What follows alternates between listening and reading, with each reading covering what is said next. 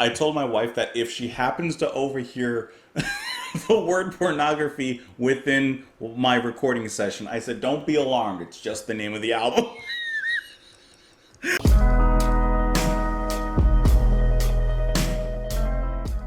What's happening, everyone? Welcome back to the channel. I hope that you're having an absolutely amazing day, whichever day that this video finds you on. But in celebration of our holiday season for this year, I'm of course doing a bunch of full albums and longer songs, etc., etc.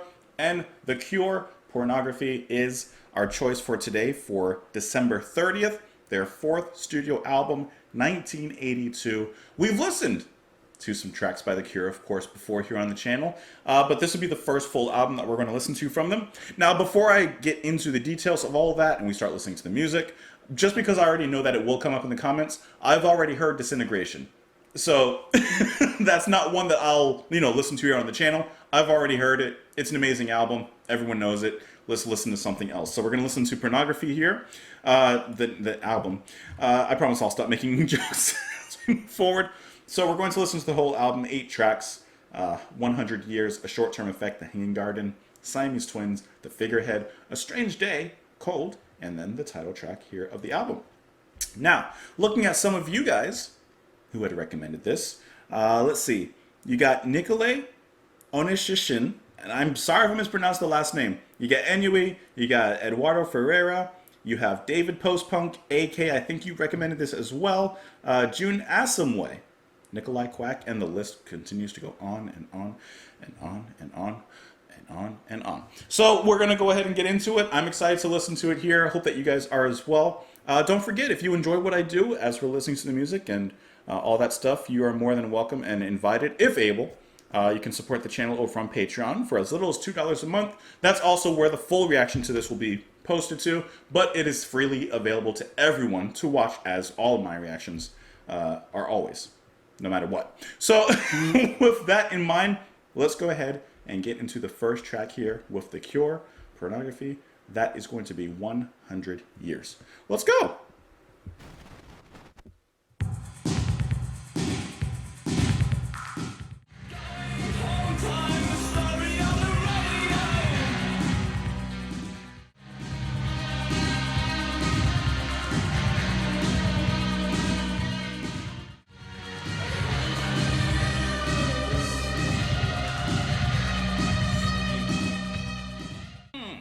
Okay, all right. Absolutely killer opener here on the album. Okay, we're gonna have a lot to talk about. This is great. This is fantastic. Can I tell you immediately the words that enter my mind listening to the music and then reading the lyrics? And I don't know how far we're gonna go. We'll have to listen to the rest of the album, of course, but abandon all hope ye who enter. Because this is just nihilistic, depressive, assaulting, but so good. Smith, his guitar, singing is great, right? I love the way he sings. I love his voice. Yeah. His guitar in here is just demonic and depressive and urgent, stressed out, anxiety-inducing. Just and then that heavy riff that we start off with. The drums as well, A Cause for Chaos in here. That's going to be by Lowell Tolhurst, who's doing the drums and keyboards, actually, which you get a little bit, as far as I can tell, you hear like a light ambience in the back beneath and buried beneath the guitar in the mix. That's a brilliant choice. And then that drum beat. I'm not doing it right, but just non-stop, just exhausting, and I mean that in a great way. It's an assault. It's and I thought it was a drum machine, but I don't see a drum machine credited here, so I'm just going to say that that's Tolhurst actually drumming there. Just fantastic. It's just being pummeled by pessimism, which never sounded so good. Like I said, coming from Robert's lips. This is a great opener, and really setting me up for what to expect, perhaps, in listening to the rest of the album moving forward. And I like how listening to this, because this is before Disintegration, right? Hold on, give me a second just to research and confirm. I'm pretty sure that this album is before Disintegration, actually, though. If I go to their discography, Pornography is about 7 years earlier. Okay, so there's 3 more albums before we get to Disintegration. I like how this one has a little bit more aggression, like this song. I can't say the album yet, but this song. But we're still getting just a little peek of the atmosphere we would really get, especially in Disintegration. But how hard hitting was that? This was a really impressive opening track, really setting you with the scene. Let's talk about these lyrics though. From the first line, he sets it up. It doesn't matter if we all die. Ambition in the back of a black car. That's a great line, right? No matter what, your ambitions are, your dreams are, your hopes of the future, everyone is going to have the same ending. In the back of a black car. In a high building, there is so much to do. Going home time, a story on the radio. Something small falls out of your mouth and we laugh. A prayer for something better. A prayer for something better. Please love me, meet my mother, but the fear takes hold. Creeping up the stairs in the dark, waiting for the death below. I like the lines, something slips out your mouth, a prayer for something better. But to what effect? To no effect. Like I said, this is like pure nihilism and just waiting for the death below. I feel like perhaps he's talking about jumping out of a building, but I don't want to. I'm not so sure. He mentions the high building before that. So much to do. Going home time, a story on the radio. So I feel like part of this is all things will end in death. So he's just like overly depressed from it, and he's saying, well, if all things end this way, I might as well speed things up, kind of thing. I don't know. Stroking your hair as the patriots are shot. Fighting for freedom on television. Sharing the world with slaughtered pigs. Have we got everything? She struggles to get away, the pain and the creeping feeling. A black-haired girl waiting for Saturday. The death of her father pushing her white face into the mirror. So, is she going to a funeral? Waiting for Saturday? And she has a white face, perhaps because she's putting on makeup and such. Aching inside me and turn me around just like the old days, just like the old days. Caressing an old man and painting a lifeless face. Just a piece of new meat in a clean room. The soldiers close in under a yellow moon. All shadows and deliverance under a black flag. 100 years of blood, crimson, and ribbon tightens around my throat. I open my mouth and my head bursts open in the sound of a tiger thrashing in the water. Over and over we die after the other. It feels like 100 years. It feels like 100 years.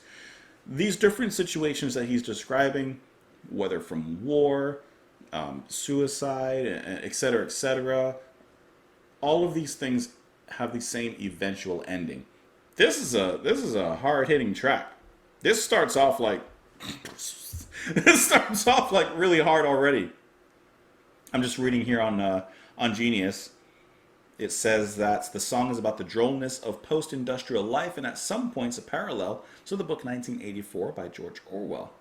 While Smith has never come out and said that the song or its title was inspired by the 100 Years' War, it should be noted that the 100-Year War was a long-running bloody conflict between England and France, about which family lines should have the French throne.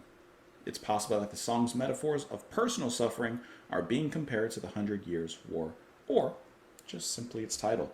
I don't know, but we started off on a really, really good foot. Like, incredible. So let's go ahead and move ourselves onwards to the next track on the album. That is going to be A Short-Term Effect. Let's go to the end of 100 Years right about here, and we'll let it ride.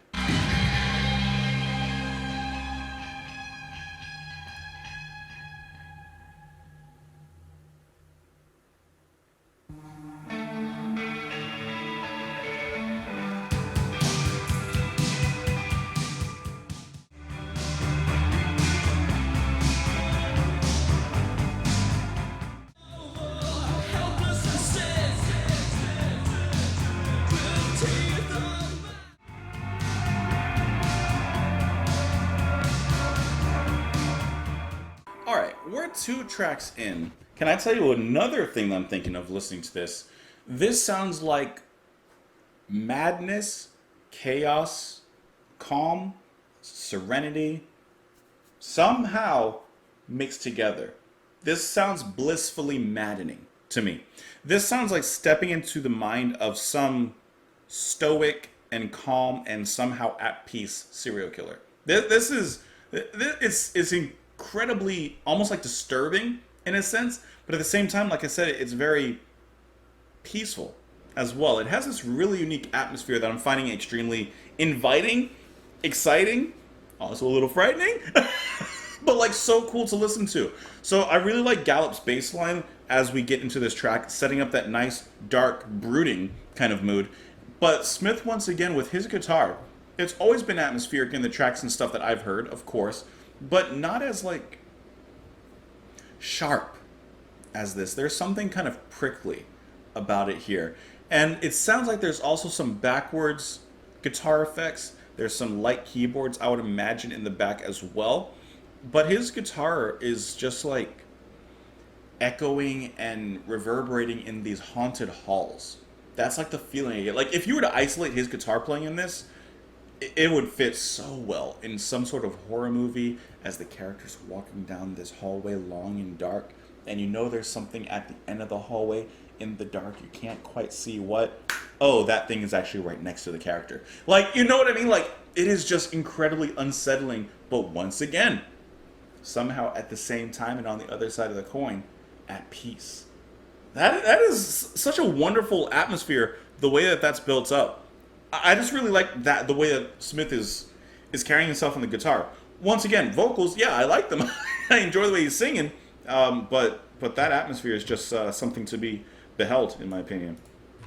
The lyrics: movement, no movement, just a falling bird, cold as it hits the bleeding ground. He lived and died, catch sight, cover me with earth, draped in black, static, white sound. So once again, death. This bird was moving, now it's not moving. It's cold before it even hit the ground. And he says, he lived, he died, catch sight, cover me with the earth. So of course, burying him. A day without substance, a change of thought, an atmosphere that rots with time.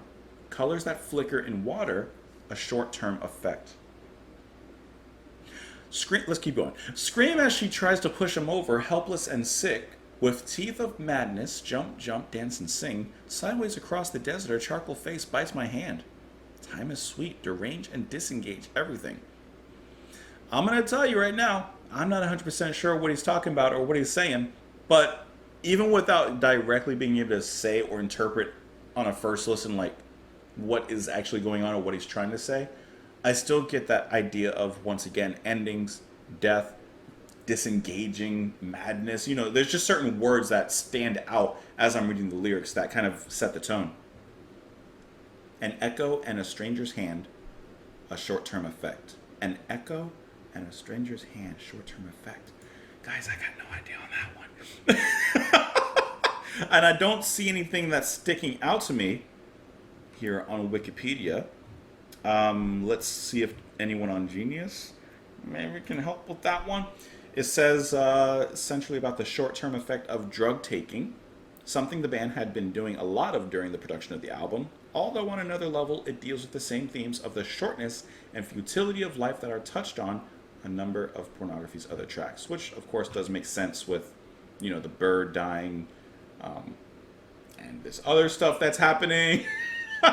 Like, I understand kind of like the erosion of time and, in a way, the erosion of life with the chorus, you know, a day without substance, change of thought, an atmosphere that rots with time because everything rots and dies with time. Colors that flicker in water, a short-term effect. Huh? Like life is short, colors that flicker in water, when light reflects upon water, it's just like quick, like it's just a flash and then it's done. So maybe life is like a flash and it's done. Sounds good, though. Let's move on to the next track here. That is going to be The Hanging Garden. Let's go.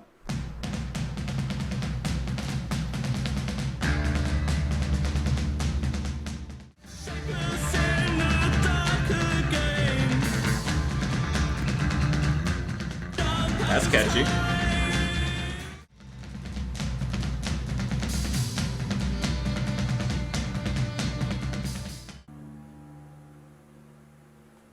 So really quickly, before we talk about the Hanging Gardens, I have to mention from the previous track, I forgot one little thing.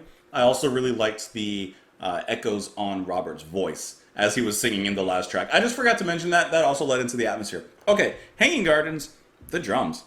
Once again, Tolhurst on the drums, he comes up with this drum rhythm that is incredibly driving, very tribal, very aggressive too. Very heavy, like you can really feel the heaviness on that one.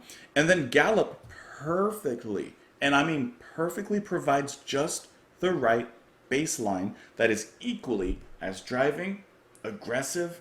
It actually pumps up the drums a lot. You know, they could have settled on something more atmospheric, which of course Robert's doing with the guitar. He's handling that. That's not the focus on this one.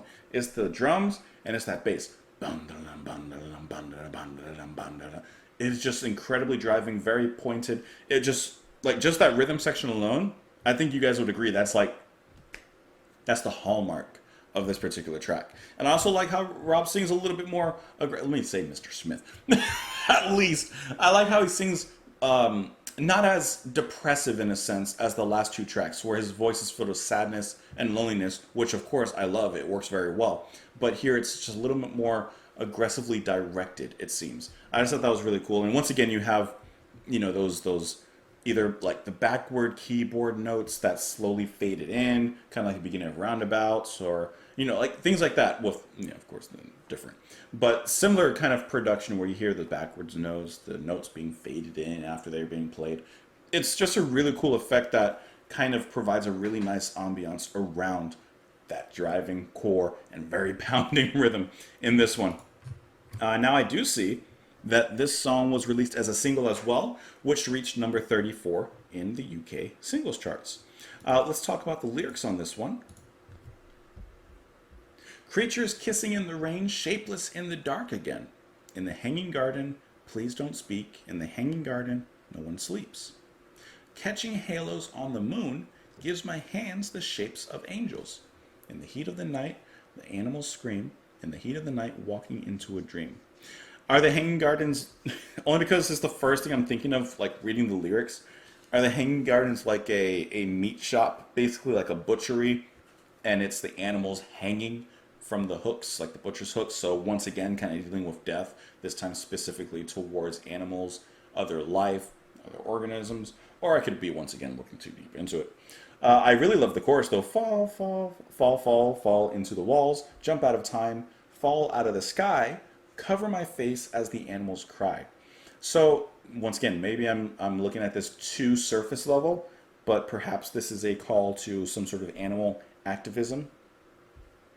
Or once again, maybe I'm looking too much on the surface on this one. I feel like I am. Creatures kissing in the rain, shapeless in the dark again. In a hanging garden, change the past. In a hanging garden, wear furs and mask. Maybe I'm not looking too deep into it. I don't know. I kind of feel like I'm made like this is one of those songs where I'm looking at the lyrics and I'm like, I may be on the right track, but then on the other hand, I'm like, but I think I'm looking at it too lightly. It says. I'm reading on Genius, says Robert Smith said in a fanzine, the hanging garden is something like about the purity and hate of animals effing. Okay, that is completely not what I thought. While it's not very specific, that's all that's really known about the song's meaning. Okay. It also may be in reference to the hanging gardens in Mumbai, India, which is well known for its view of the Arabian Sea and its hedges, which are carved in the shapes of animals. Okay, well that makes sense, like the animal relation, hanging gardens. But Robert Smith, he said something completely different. All right, let's move on to the next track here, which is going to be Siamese Twins. Let's go.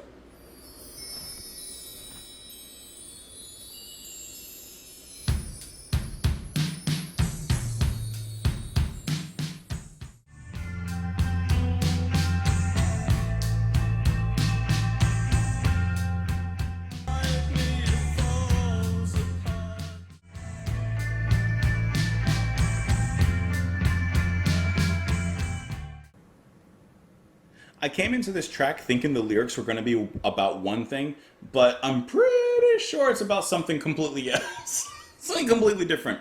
So after the atmosphere-heavy last three tracks, this one's a really nice kind of refresher in the sense of it's very empty, very spaced out. It's much lighter in everything than the other tracks have been. It's definitely not as heavy, at least musically, while thematically it does still have a lot of emotional weight behind it. Robert gets back to his sad, lonely, depressive singing here, especially the ending where all the music just cuts out, and it's a very, very brief moment, but it kind of leaves a lasting statement. when he keeps repeating, is it always like this? What is that always? We'll talk about that in just a moment. And once again, the drums, I just love that beat that we start off with, like in the track. It's just very, like, yes, in a sense, it's simple, but you can tell that there's craft to it. Like, he took some time, Lowell took some time and actually crafted that beat. Here, let me pull it up here again real quick. Nothing fancy. There's no flash, no dance, no glamour about it, but it's a very nice grounded beat and rhythm to eventually play some of those wonderful atmospheres from the guitar and the bass on top of, and of course, as Smith gets into it with his singing. Let's talk about these lyrics, though. We're going to discuss what this is about.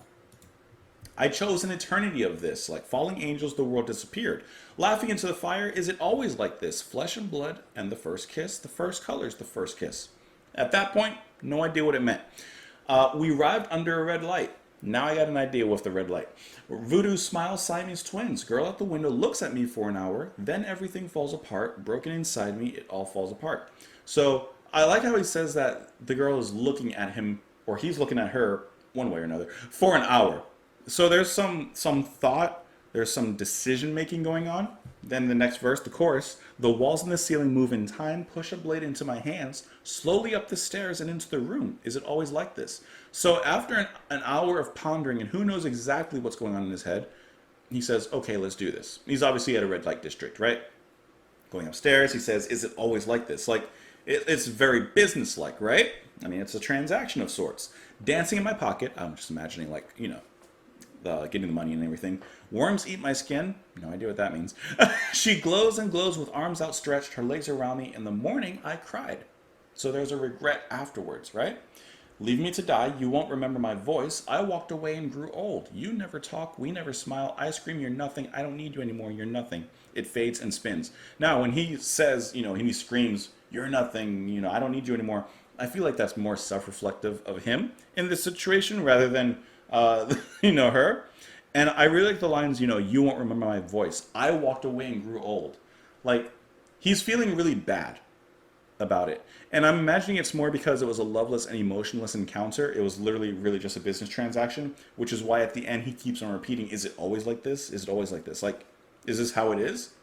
You know, is there no love or warmth or anything in it? Maybe he just has to find the right person to do that. At least that's what I think it's about. I don't see anything here on Wikipedia, but for this specific page on Genius, it says, some fans believe the song is a metaphorical description of a quite psychologically traumatic first sexual intercourse, losing virginity to a prostitute as seen through the prism of the narrator's twisted, morbid, traumatized imagination. Yeah, I mean, yeah, I definitely get that. Siamese Twins is one of the instrumentally lighter tracks. Yeah, we definitely got that with the emptiness, blah, blah, blah, blah. Yeah.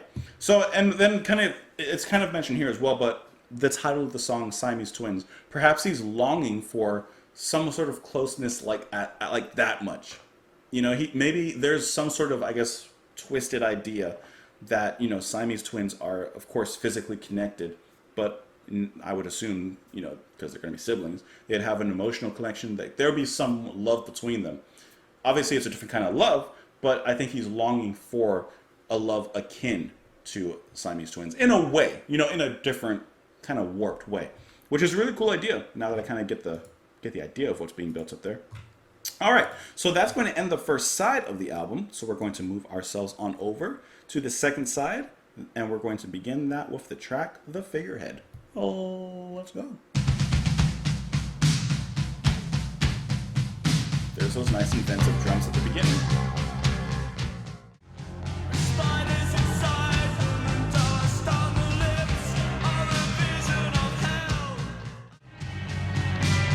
Got some change there.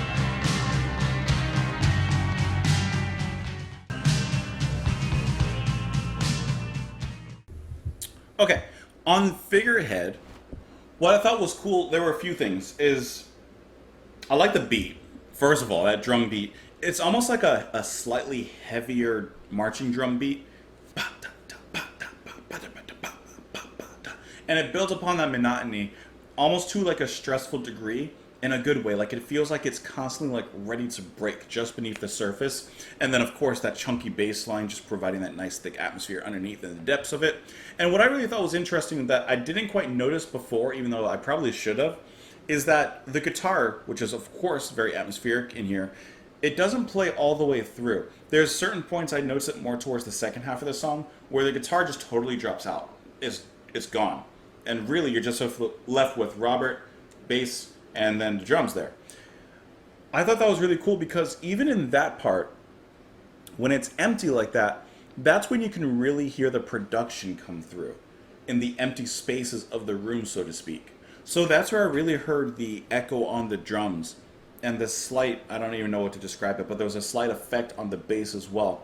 That even without Robert's guitar providing the atmosphere and the melodies in a sense, you had just the production level playing off of these echoes in the room that are reflecting off the walls, providing not literally a melody necessarily, but an atmosphere somewhat akin to it.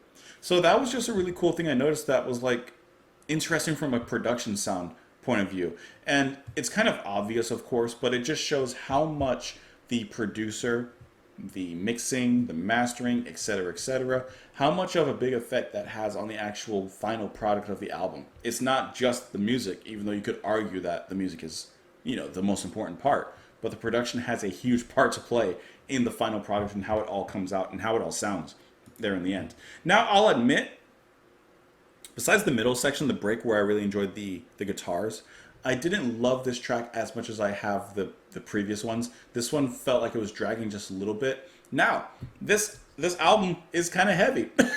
This album has a weight to it, and I mean like emotionally and sonically. So it could also just be that I'm starting to feel the pressure of the album itself, like literally, like feeling it. So it could be that, because I don't think it's a bad song or anything like that. It's just at this point I'm like, there's a little bit of a sigh, and maybe I'm looking for a change of some sort. Maybe we'll get that on the next track. But this one, it didn't hit the mark as the first half has already. However, let's talk about these lyrics. Sharp and open, leave me alone, and sleeping less every night. As the days become heavier and weighted, there you go, waiting in the cold light. A noise, a scream tears my clothes as the figurines tighten with spiders inside them. And dust on the lips of a vision of hell, I laughed in the mirror for the first time in a year.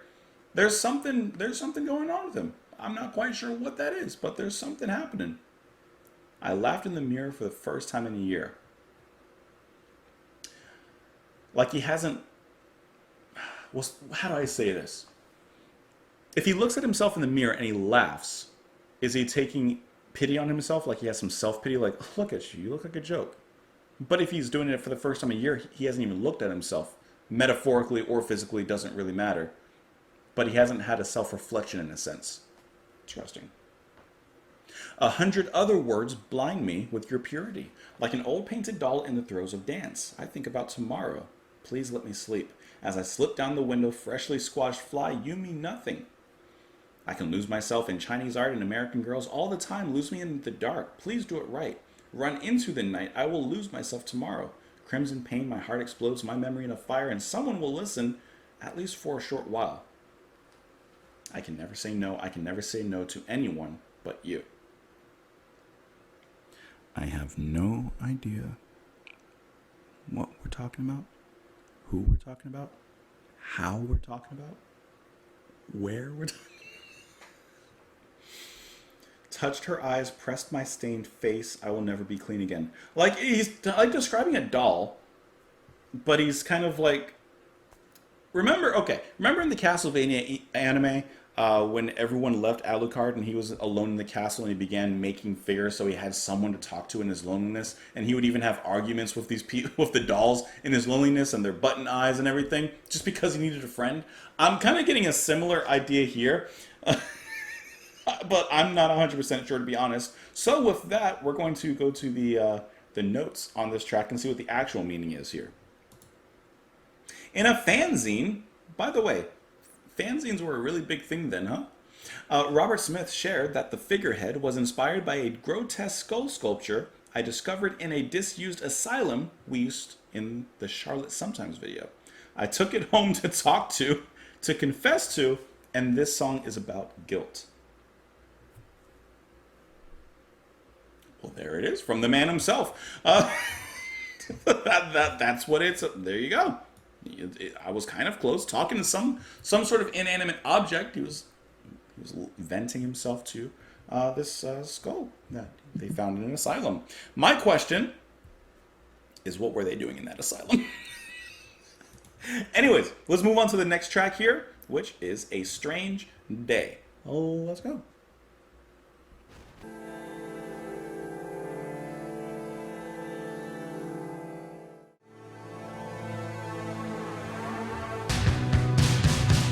This is kind of a beat, isn't it? I like that industrial sound. Drum, I guess. Strange Day is the perfect reprise, not reprise, that's not the word I want to use. The perfect break from the album in a sense. Okay, hear me out. I just said in the last track, the album as a whole has a bit of an oppressive feel, which after a little bit, it gets a little bit, at least for me, like tiring, depressive. Like, I like how it sounds, but after a while I'm like, okay, I'm starting to feel low. Right? So I need something give me something different. Just a quick bit of sunshine. Open the back, let the sunshine out, and then let me enjoy it for a moment, and we can dive right back into the depths below. That is great. We can go back to the abyss in just a moment. This is that track which does that. This is the bag of sunshine I was looking for just a moment, because this is a nice and bright track from The Cure in this album. This is probably the most upbeat. I don't want to necessarily say positive. We'll have to look at the lyrics, but this is definitely the most up-tempo one that we've heard so far. And like I said, I mean, for me at least, your mileage may vary, but this is perfectly placed in the album, showing how track listing is so important when it comes to the album and how bands approach that, which I think is probably one of the most fun things for a band to do. After they have all their songs, all their tracks all done, then the final process begins. Okay, where do we put this track? Where do we put this track? Well, what if by this song, people want something different? Okay, let's put this track here. How do we want to end the album? How do we want to begin the album? Some long overture, some long atmospheric build-up, or you want to just smack the people and get right into it? So anyways, I'm kind of going off the edge with it, but the point remains that this song is wonderfully placed in the track because the guitars are a little brighter, the drums are bop, bop, bop, nice and up-tempo, bass line, of course, there and sunny. Like, this is just a nice kind of bright spot here on the album so far. Let me pull down the volume just a little bit. But, like, it sounds already more positive. And like I said kind of near the beginning, if you added a little more synths in here, like I know that there is one underlying in the music there, kind of swirling like a little mini whirlpool. If you added just a little bit more of it to that, you would have something akin to like a two-way army song. Because we just listened to replicas, so I kind of have that fresh in my mind. Anyways, I like that though. Like, this was a great little track here. It says, "Give me your eyes that I might see the blind man kissing my hands." Give me your eyes so that I might see the blind man kissing my hands. There's a lot of... The sun is humming, my head turns to dust as he plays on his knees. And the sand in the sea grows, I close my eyes, move slowly through drowning waves, going away on a strange day. And I laugh as I drift in the wind, blind dancing on a beach of stone, cherish the faces as they wait for the end, sudden hush across the water, and we're here again. This is goth going to the beach day. That's what I feel. I feel like he's out at the beach. This is just my mental, right? He's out at the beach, fully Robert Smithed out. Everyone's having a great time. It's a sunny, beautiful day. The waves are crashing. Everyone's playing in the waters, making sand castles. And for a moment, he closes his eyes, and he feels the happiness, the joy. He feels the sun on his face. He feels all of that happiness for like a brief moment. Then he opens his eyes and he's back to reality. He's back to, the mood that we've been placed ourselves in here on the album. So I think that's a really cool idea if that's kind of what it's about. So it's a strange day because it's strange in the sense that perhaps he's not felt that before. And of course, I'm kind of taking this as just a big metaphor, meaning I'm not saying necessarily that Robert feels this way or whatever. You know, he might. Who knows? My head falls back, and the walls crash down, and the sky and the impossible explode. Held for one moment, I remember a song, an impression of sound. Then everything is gone forever. A strange day. I really feel like that's finding that one moment. I think everyone has that. That one moment where everything just seems right. And everything in life clicks into place, and it's like, wow, so this is like pure happiness. It's like pure unadulterated joy and peace. And then for whatever reason, you snap back to reality, and he says, he kind of reminisces like, it's a strange day. It was a strange day. But I think that's a really cool way of kind of writing that. It says, a strange day, a song about, according to Robert Smith, how I would feel if it would only be the end of the world. Is backed by the same driving force that appeared in a short-term effect. Okay. So a strange day is about, as Robert Smith says, how I would feel if it would only be the end of the world. Okay. All right. Well, there's a beauty there still. Let's move on to the next track there. That is going to be Cold. Let's go. Some strings now. Got cello. It's a very cool sound. And then synth on top of that.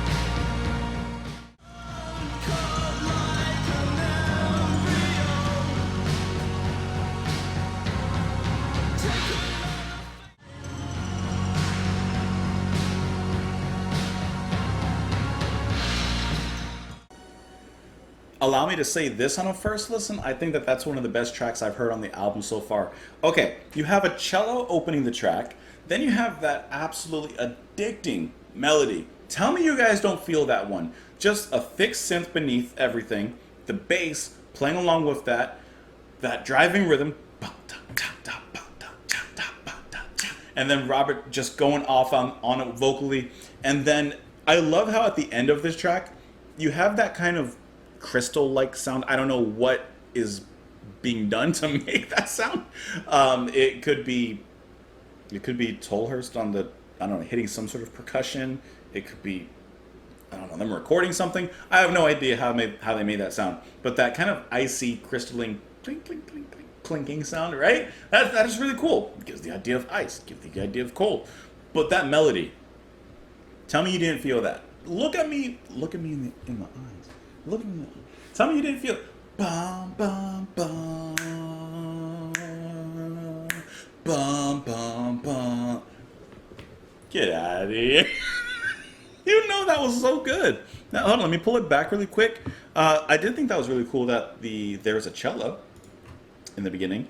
And I don't know if it was used throughout the rest of the track. I'm going to be honest, I couldn't quite tell if it was still underneath everything or if it was really that synth that was playing. But that's actually Robert Smith who's playing the cello in the beginning of this track. Oops, I just skipped it. How cool is that? Just to me, one of the coolest instruments. Just that creaky, slightly melodic, slightly off, dragging across the floorboards kind of sound. That's great. And then the way we get into it, oh, that's good. That's like a really fat, thick, deep, synthy bass line. Boom, boom, boom. Very Saw kind of sound. And then one thing I thought was cool is just how dry the drums are on this one. So yeah, there's still a lot of reverb on it and stuff like that, but it's so dry. There's no moisture in those drums. There's no wet production on it. It's just incredibly room temperature. There's almost no extra additives into it. It's purely organic drums. This is the best way I can describe that. This is one of the best tracks on the album. Hot take. Or cold take. Scarred, your back was turned, curled like an embryo. Take another face, you will be kissed again. I was cold as I mouthed the words and crawled across the mirror. And await the next breath. You know I have no idea what we're talking about. Your name like ice into my heart. A shallow grave, a monument to the ruined age. Ice in my eyes, and eyes like ice don't move. Screaming at the moon, another pastime. Your name like ice in my heart. So this person has made an impression in his heart, but it's cold. It's a Painful impression. Everything as cold as life, can no one save you? Everything as cold as silence, and you will never say a word. Your name like ice into my heart. Is this about Mr. Freeze? Probably not. Let's look at the article in this one, and we'll find out what it is about. Robert Smith shared in a fanzine, where else? Cold is another song about another drug and its grip. There you go. In 1986, after video rock stars told Smith he's perceived to be miserable, he responded with this: I just can't write happy songs. That doesn't mean I'm not happy, because I am, a lot of the time. I spend more time smiling than I do crying. Actually, getting it out is like therapy, really. On stage, when we do a song like Cold, I do get miserable then for a few minutes. I get involved in it, and I remember how I felt when I wrote it.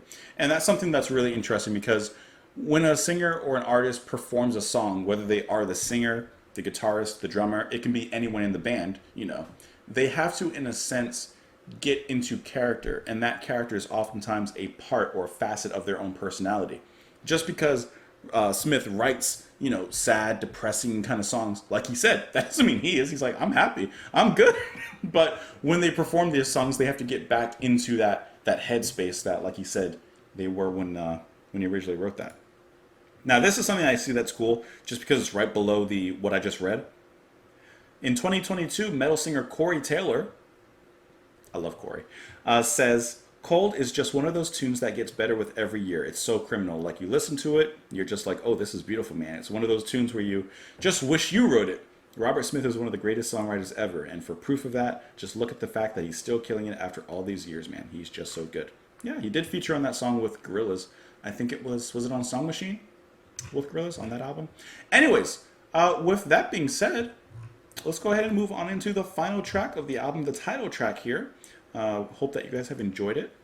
Hope that you guys have had a good time listening to it alongside me, listening to me talk. Let's go ahead and move into the final track of the album, Pornography. Oh, let's go. Well, that's interesting.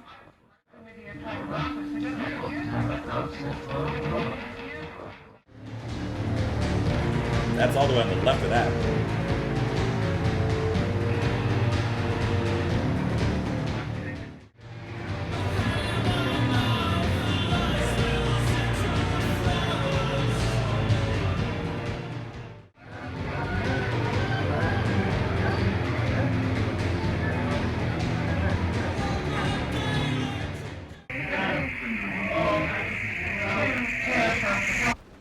Well, that track, they play. that's probably the most.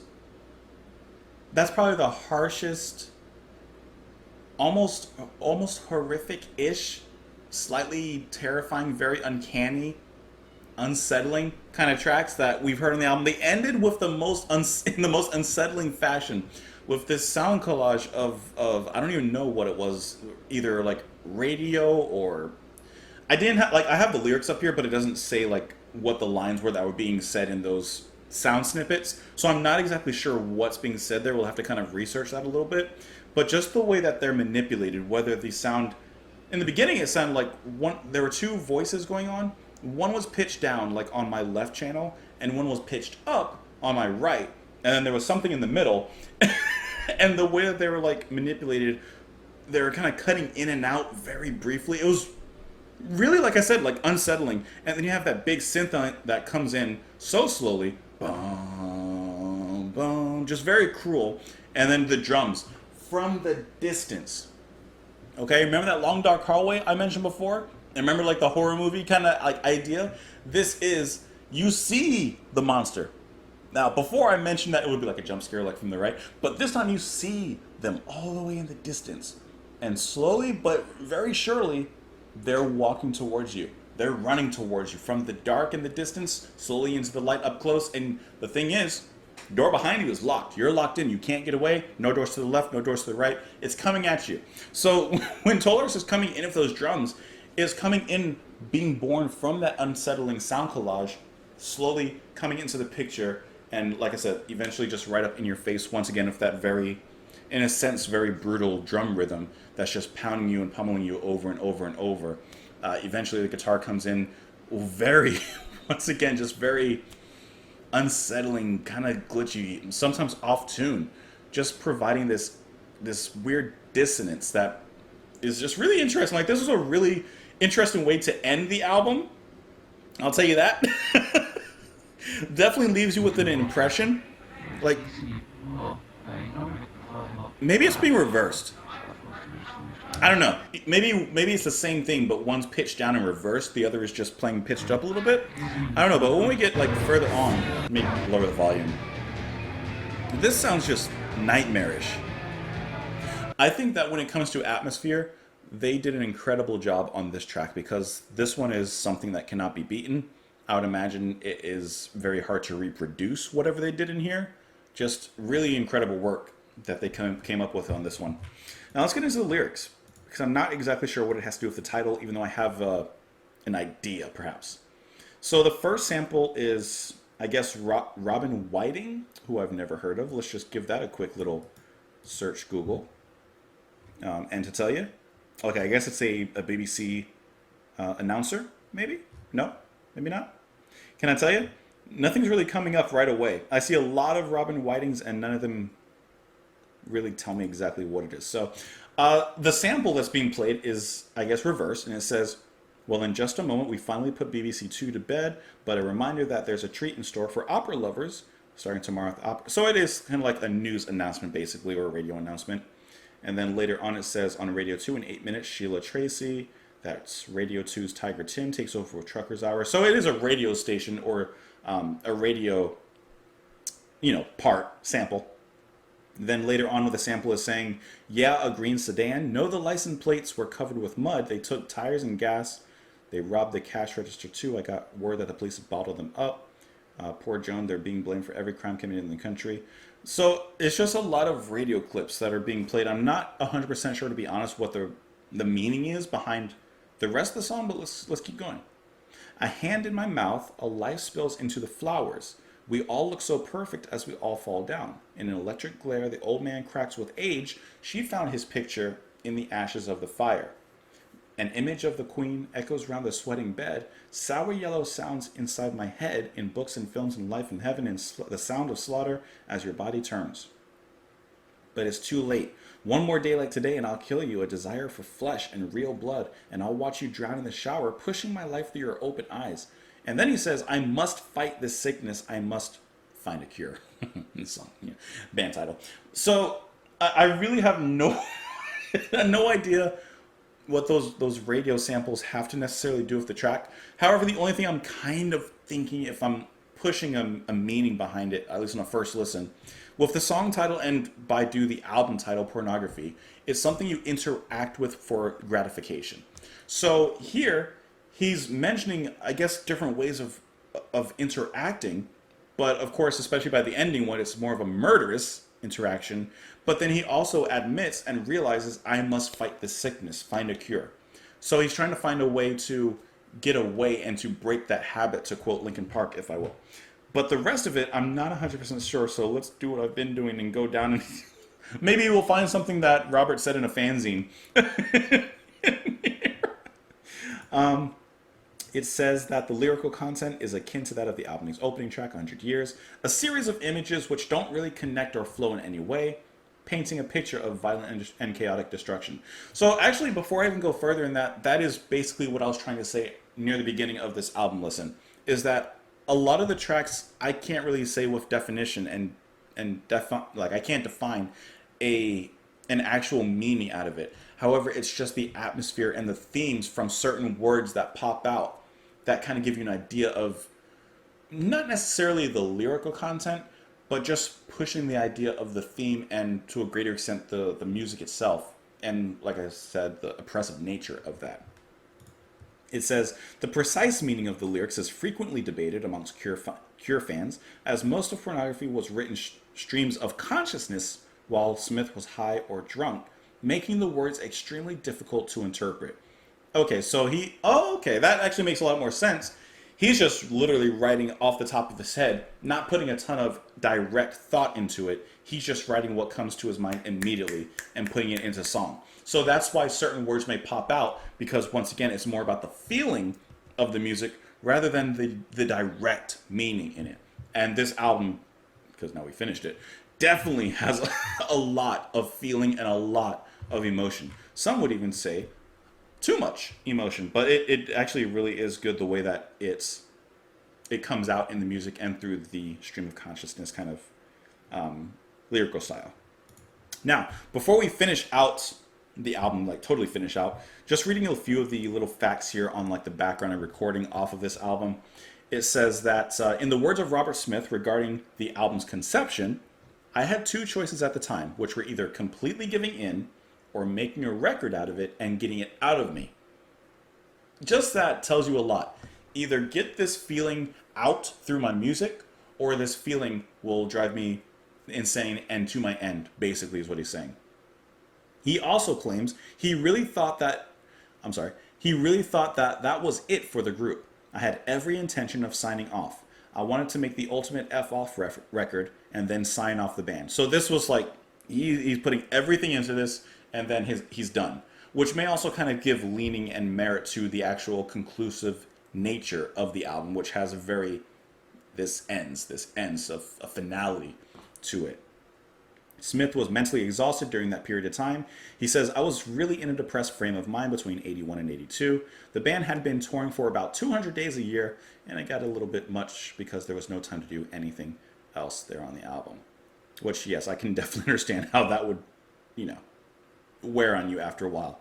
On the album's recording session, Smith noted there were a lot of drugs involved. The band took LSD and drank a lot of alcohol, and to save money, they slept in the office of their record label. Well, as long as no one shows up Monday morning and hey, you gotta get out of here. The musicians usually turned up at 8 and left at midday, looking fairly deranged. He says, we had an arrangement with the off license up the road. Every night they would bring in supplies. We decided we weren't going to throw anything out. We built this mountain of empties in the corner, a gigantic pile of debris in the corner. Well, that's messy. We told her, said we wanted to make the ultimate intense album. I can't exactly remember why, but we did. And once again, this album is incredibly intense and in a way exhaustive, but worthy. You know what I mean? Like, it's an album that you listen to, you get straight through it, and you're like, whew. Right? Like, whew.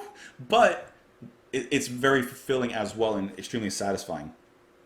And then just to finish this off, it says the record sessions commenced and concluded in three weeks. Polydor Records, the company in charge of Fiction, was initially displeased with the album's title as they saw it as being potentially offensive. Of course, everyone has to be offended at something.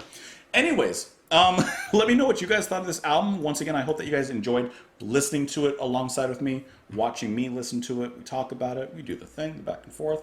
I always want to hear your comments and read them. I would say on a first listen, my favorite tracks are easily Cold. I think Cold is my favorite track, period, and 100 Years. And then maybe I put Hanging Garden right below that. But Cold is definitely my favorite track on the album, along with 100 Years. That I can easily say without a doubt. But let me know what you guys thought of this album. Once again, I hope that you enjoyed that album listen. Before you leave, because I see you hovering above the red X on the corner, before you leave, you don't have to, but press the like button. It does a lot of help for me. It tells other people, and it tells YouTube, hey, recommend this video to other people. You can also follow me on Twitter. If you've enjoyed the channel, if you've enjoyed what I do and you would like to help and support me financially in what I do, you can also sign up on Patreon, $2 a month at the lowest tier. You don't have to.